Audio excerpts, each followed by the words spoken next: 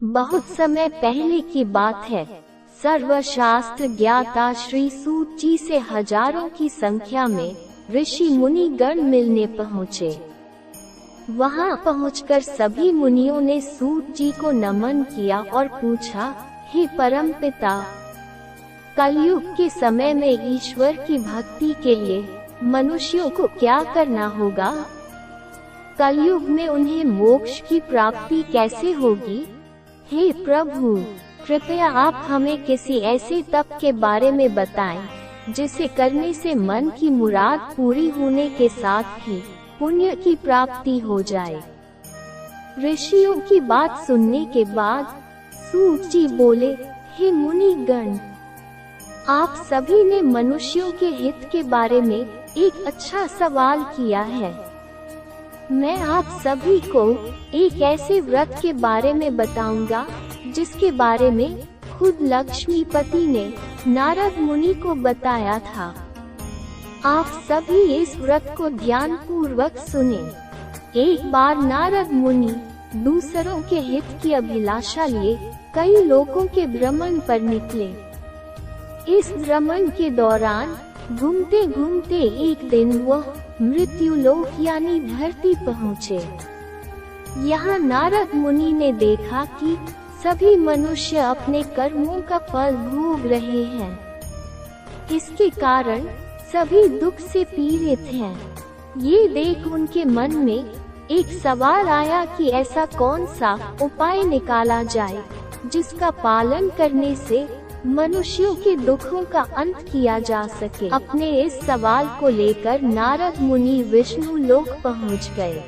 वहाँ उन्होंने भगवान नारायण की आराधना की। प्रार्थना करते हुए नारद मुनि बोले, हे प्रभु, आप तो सर्वशक्तिशाली हैं, आपका कोई अंत नहीं है। आप सभी भक्तों के कष्ट को दूर करते हैं, आपको मेरा प्रणाम है। नारद मुनि की यह बातें सुनकर भगवान विष्णु प्रकट हुए और कहा, हे नारद मुनि, आपके मन में ऐसा कौन सा सवाल है जिसके लिए आप यहाँ पधारे हैं? परम पिता विष्णु की बात सुनकर नारद मुनि बोले, प्रभु, मृत्यु लोक में मनुष्य अपने कर्मों के दुख झेल रहे हैं। भगवान, आप अगर मुझ पर तनिक भी दया करते हैं तो कृपा करके मुझे बताइए कि मानव ऐसे कौन से काम करे जिससे उन्हें इस दुख से मुक्ति मिल सके। विष्णु भगवान ने जवाब में कहा, हे मुनि, मानव जाति की भलाई के लिए आपने एक अच्छा सवाल किया है। मैं आपको वह बात बताऊंगा जिसका पालन करने से मनुष्यों का मोह से नाता छूट सकता है। इतना कहने के बाद भगवान विष्णु ने व्रत के बारे में बताना शुरू किया। उन्होंने कहा, स्वर्ग और मृत्यु दोनों लोकों में एक ऐसा व्रत है जिसे करने से पुण्य की प्राप्ति हो सकती है। उस व्रत का नाम है श्री सत्यनारायण भगवान की पूजा। इस व्रत को पूरे विधि विधान से जो भी करेगा उसे सुख और मोक्ष की प्राप्ति होगी।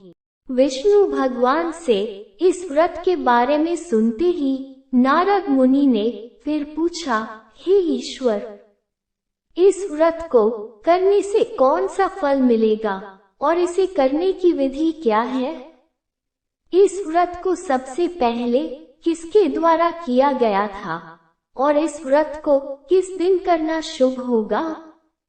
प्रभु, आप इन सभी सवालों के जवाब दें।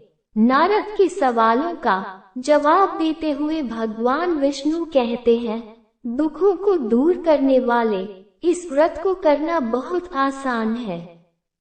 इसको करने के लिए मनुष्यों को पूरी भक्ति से शाम के समय ब्राह्मणों के साथ श्री सत्यनारायण भगवान की पूजा करनी होगी।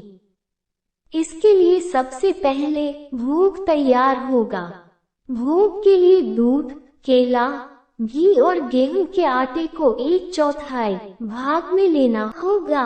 गेहूं नहीं है तो उसकी जगह साथी के आटे का उपयोग किया जा सकता है। फिर शक्कर और गुड़ सहित सभी खाने योग्य पदार्थों को मिलाकर भगवान को भोग लगाना होगा। व्रत रखने वाले को भजन कीर्तन का आयोजन करना होगा। भक्ति में लीन होकर भगवान सत्यनारायण की अर्चना करनी होगी। इसके बाद व्रत रखने वाले को ब्राह्मणों और सभी परिजनों को भोजन कराना चाहिए। इसके बाद व्रत रखने वाला खुद भोजन करेगा। इस तरह पूरी विधि के साथ सत्यनारायण भगवान की पूजा करने से मनुष्यों की हर इच्छा पूरी हो सकती है। साथ ही यह कलयुग में मोक्ष प्राप्त करने का एकमात्र सरल उपाय है। इस तरह श्री सत्यनारायण कथा का पहला अध्याय पूरा होता है।